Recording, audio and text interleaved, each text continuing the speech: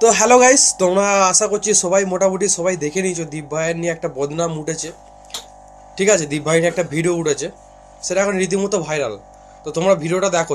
এই মুহূর্তে আবারও দেখাচ্ছি দীপ তাদের যে অসামাজিক কাজকর্ম করানোর জন্য এই যে আশ্রমে যে অসামাজিক কাজকর্ম করছিল সেই কারণে শেয়ারাবাজার ফাঁড়ির পুলিশ তাদেরকে আটক করলো। এই মুহূর্তে সেই ছবি দেখছেন সরাসরি আমরা দেখাচ্ছি।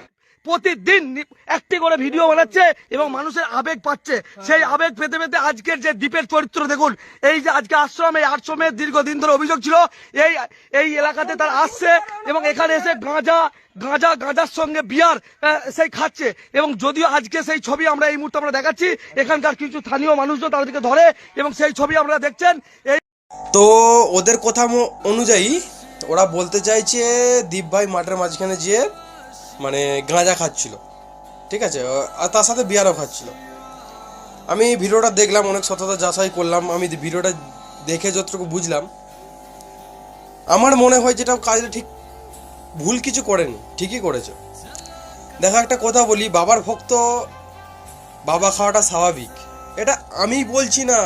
তুমি কুম্ভ মেলায় গিয়েছিলে, কুম্ভ মেলায় যে দেখো নাগা সাধু বলো, ঠিক আছে, আগরি বলো, ওই জিনিসটা কিন্তু ওরা সেবন করে, তাদের ক্ষেত্রে ওটা পাবলিসিটি, কেউ কিছু মনে করে না। আজ যখন দীপ ভাই একটা তীর্থক্ষেত্রে বেরিয়ে সবার সাপোর্ট পেয়ে যখন এই কাজটা করে ফেলেছে, সবার চোখে লেগে গেছে, যে ভিডিওটা করেছে তারা চোখে লেগে গেছে, তাই তো?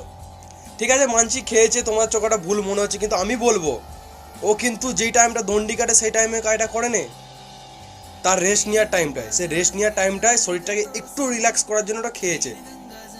আমি তো বলবো আমার চোখে যেটা মনে হয় ভুল কিছু করে নে, ঠিক আছে। আর সেটাকে তুলে ধরে মানে তোমাদের চোখে এতটাই খারাপ লেগে গেছে, তাকে নিচে নামাচ্ছ, দেখতে পেয়েছো যখন সেই মানুষটা আগে বাড়ছে, ঠিক আছে, তার ফ্যান ফলোয়ার্স বেড়ে যাচ্ছে, সবাই তাকে নিয়ে চর্চিত করছে, সেটা তোমাদের চোখে লেগে গেছে। কিন্তু এটা তোমাদের চোখে লাগে না?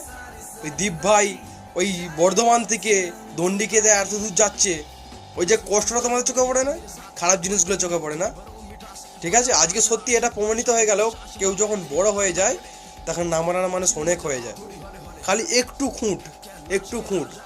আমি দীপ ভাইকে একটা কথাই বলবো, পাবলিক কি বলছে না বলছে দেখার দরকার নেই, তুমি তোমার লক্ষ্যে এগিয়ে যাও, আমরা তোমাদের পাশে আছি, পুরো ভারত বাংলা তোমার পাশে আছে, চিন্তা করতে হবে না, ঠিক আছে? তো একটাই কথা বলবো, দীপ ভাই তুমি এগিয়ে যাও, গোটা পৃথিবী তোমার পাশে আছে, কে কি বললো তাতে তুমি নিজের পূর্ণটা নষ্ট করো না, ঠিক আছে? তুমি যে লক্ষ্যে বেরিয়েছো সেই লক্ষ্যটা তুমি পূরণ করো, সবাই তোমার পাশে আছে, ঠিক আছে?